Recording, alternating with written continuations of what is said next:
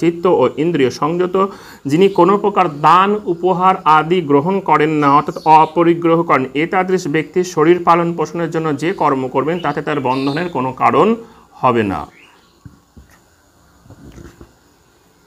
এখানে একটি পাদটীকা বলা হচ্ছে, পাদটীকাটি খুব গুরুত্বপূর্ণ। জ্ঞানী ব্যক্তিগণও দেহ রক্ষার জন্য যে ভিক্ষা দিয়ে কার্য করেন তাতে তার কোনো অকল্যাণ হবে না। একটু আগে বলা হলো শ্লোকে যে দান উপহার আদি তিনি গ্রহণ করেন না, কথাটার মধ্যে একটু অসম্পূর্ণতা আছে। আমি যদি একেবারেই দান উপহার আদি গ্রহণ না করি তাহলে অন্য তো আমাকে ভিক্ষা করতেই হবে, সেটি তো একটি দান, সেটা আমাকে গ্রহণ করতেই হচ্ছে।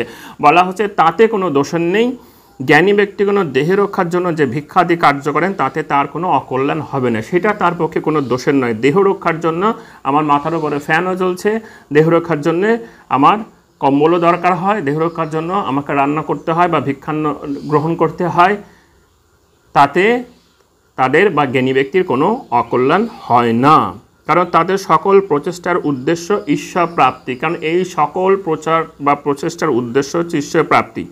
দেহ রক্ষা ও ভগবান লাভের জন্য দেহের যত্ন কেন করব? কারণ এই দেহ দিয়ে ঈশ্বর লাভ হবে।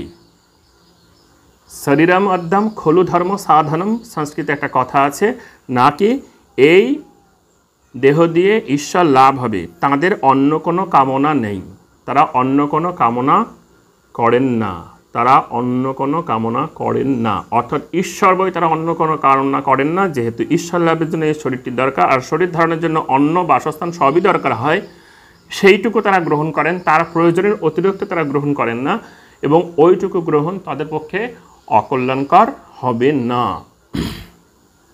22 নম্বর শ্লোকে বিষয়টি আরও পরিষ্কার করে বলা হচ্ছে, यदृच्छा लाभ संतुष्ट द्वंद्वातीत विमत्सरः समसिद्ध वसिद्धौ च समसिद्ध वसिद्धौ च कृत्वापि न निबध्यते। यदृच्छा लाभ संतुष्ट এই কথাটি শুধু গোটা শ্লোকটি না হলে শুধুমাত্র এই শব্দ বন্ধটি খুব প্রচলিত সাধু সমাজের মধ্যে বা যারা